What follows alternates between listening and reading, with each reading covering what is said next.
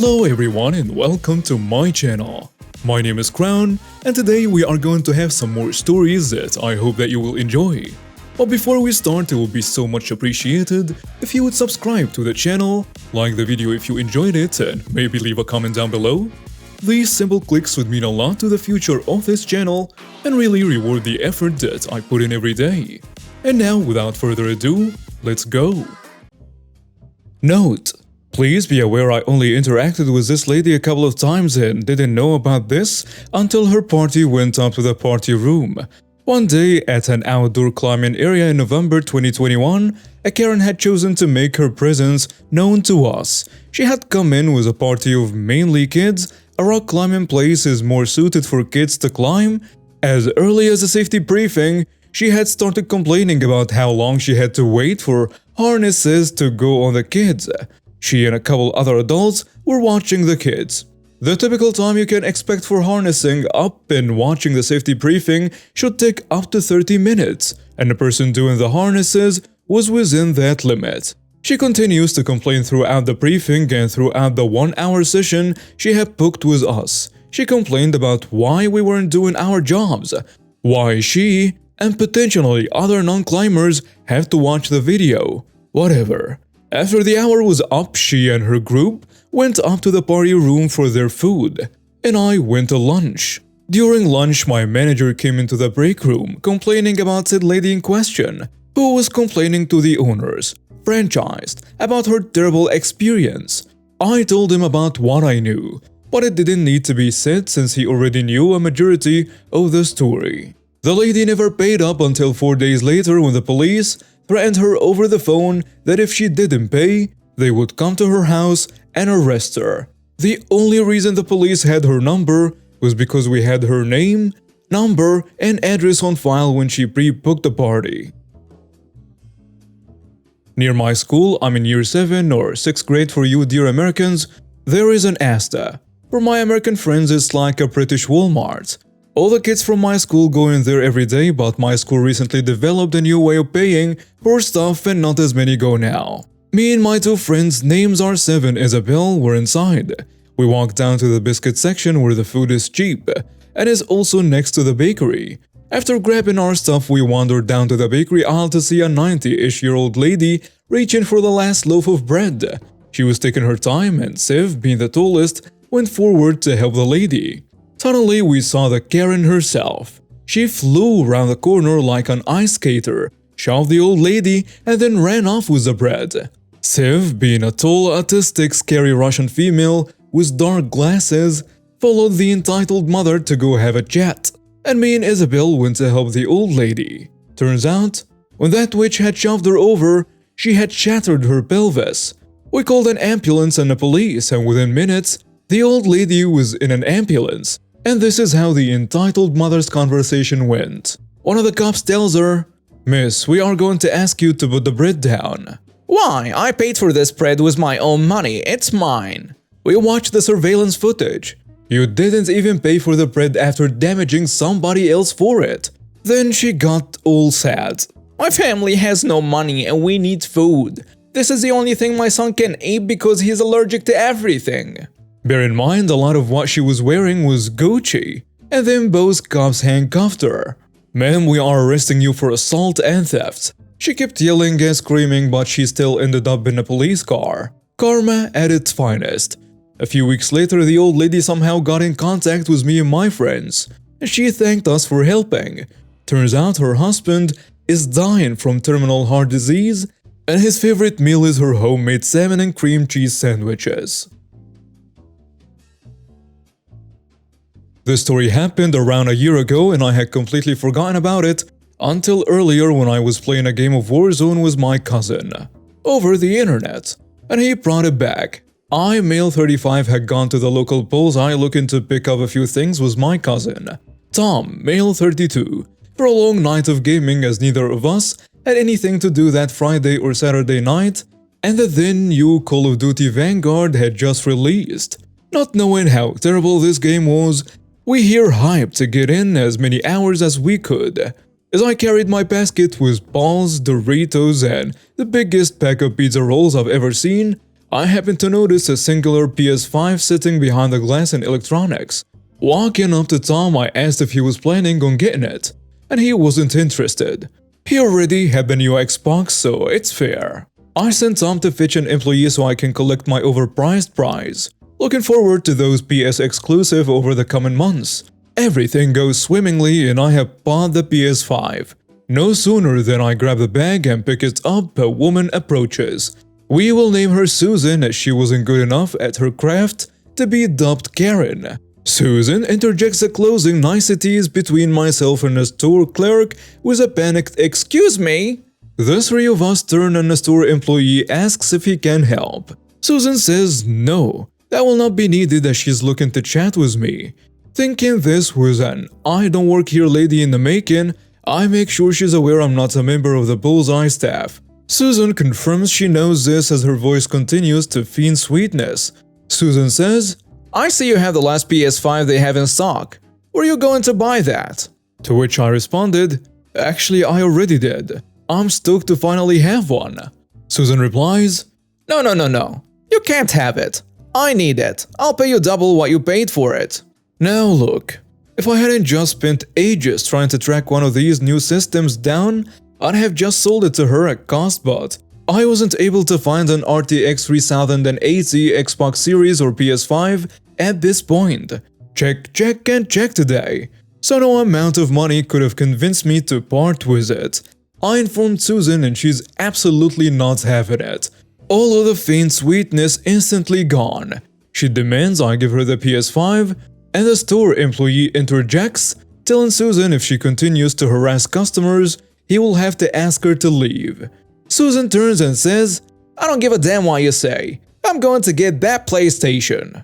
However, I did use this moment to slip Susan and make a break for the exit. Reaching my car, and just as we are pulling out of the space, we spot Karen running. Thinking nothing of it, I dropped it into drive and put her to the exit. I added a photo of the make and model to show just how much of a sore thumb we will be on the roadways. About a mile to a mile and a half after leaving Bullseye, I hear frantic honking from behind and look up. If you guessed I saw Susan in her BMW SUV tailgating and swerving all over the highway, you'd be correct. Other than laughing with Tom, I ignored her entirely. Roughly 10 minutes pass and she's still right there on me when I hear sirens and notice that tailgate cherries and perries of a state police cruiser directly behind Susan. Rejoice. However, Susan pulls to the right lane and the officer continues on. How he's directly on my bumper and he's laying on the air horn being super obnoxious. So I pull over, and yep, he's there for me. Susan had also pulled over behind the officer, though I hadn't noticed. The officer approached and treated me like a possible DUI, and explained they had received a call about my vehicle swerving all over the road and driving at erratic speeds. After a couple of back and forths, he was convinced everything was fine and started to tell me to have a nice day when Susan, out of nowhere, screams, "Officer, arrest this man! He stole my PS5! I explained to the officer that I had bought the PS5 at Bullseye and what had happened with Susan. The officer was extremely confused but could see the PS5 sitting on the back seat was in my car. He asked if I could prove that it was mine and that I did in fact pay for it. To which Susan said, "Absolutely not. He knows I bought it and he grabbed it in the parking lot. Thank God you're here, officer." So having worked retail many years ago, I knew that my card number would be on the receipt, so I opened with, "Well, I also have the receipt if that helps." Which Susan, the dim-witted bird, she was immediately jumped on stating that I had stolen that out of her hands too. This is where I proudly exclaimed that all receipts show the last 4 digits of the card used to purchase things, as well as the first initial and last name of the card holder. Susan continued to state, "Yeah, and my name is on it." I pulled my driver's license, bank card, and receipt out, handing them to the officer. Everything matched, and the officer hands him back thanking me and immediately turns to Susan, who is now screaming, "Well, aren't you going to arrest him for being drunk? He was all over the road." The officer replies, "So you're the one who called us about a possible DUI?"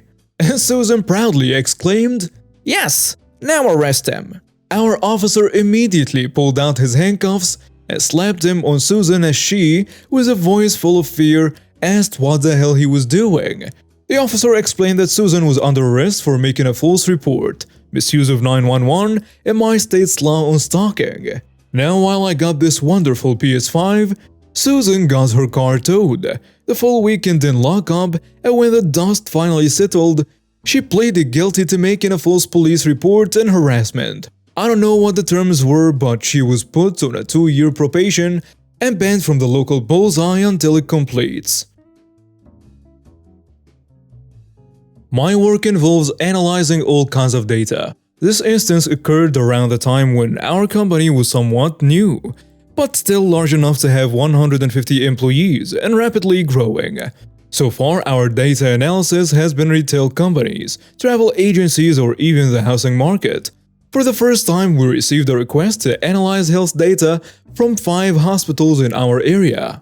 The health data is very sensitive, so the raw data itself and the analytical results could not be shared via email or Dropbox. For the first time, my team gets to see that sensitive companies go through channels that have a lot of security to share the data between us and the client. These channels cost money, but nothing too expensive, which our organization couldn't afford. Something like $40 a month. 4 out of the 5 hospitals have this data sharing channel, which meant that my team was able to receive the raw data and also be able to provide the analysis via the same channel. The 5th hospital was new and they did not have this channel. Either our company or the 5th hospital needed to have this channel. So I raised a request with the accounts team to purchase this channel and it was denied. Myself and my manager both raise it again and also discuss it with the account supervisor, and it's approved verbally, but declined on the system once again after 2 weeks. We tried again for the 3rd time after discussing with the higher accounts manager, and still no approval at the end to buy this channel. It is declined and we have been told it's the hospital responsibility to share the data, and if we reach the hospital they ask us to reach the health ministry, which then asks us to get in touch with a local member of parliament and so on. So just a lot of bureaucracy that I shouldn't be managing. While this entire request of data sharing is being worked on, the time for us to receive and analyze this data is running out. We were waiting only on a single hospital's data which is ready to be sent to us, but only via an appropriate channel. So I've had enough. I found out from the health ministry email response while working on getting the hospitals to buy the data sharing system that the data can also be shared practically. Specifically, if I was to take a USB with me to get the data physically at the hospital and also return the output to the hospital the same way. This practical data sharing capability is deemed entirely safe. And that's what I started to do. Every Monday, I drive 30 minutes to the hospital at 11 a.m., go to their admin team to retrieve the data in my USB, and then drive back to my work region at 1 p.m. Then I go have lunch at 1 p.m. I repeat this same task again with our analytical output on Thursday. Our contract is to analyze the health data for the whole year. After doing this for 3 weeks, one of the upper management people whose office is opposite my desk starts to think that I have been taking a very long time for lunch. From 10 a.m. to 2 p.m. He comes to my desk and asks if everything is okay, and why I was away from my desk for 4 hours. I tell him the whole story, and he is not happy at all. The cost of that data sharing system is nothing compared to the cost of paying my salary while I physically collect the data every single time. He puts the accounts team into their place by finding out that they approve of this system verbally each time and then deny it every time after a few weeks. And literally that day we have the system all purchased and then installed every night. Although I do miss the bi-weekly travel while listening to music to only do a copy-paste of files into and out of a USB drive. And now we have reached the end of today's stories. Thank you for watching and see you next time.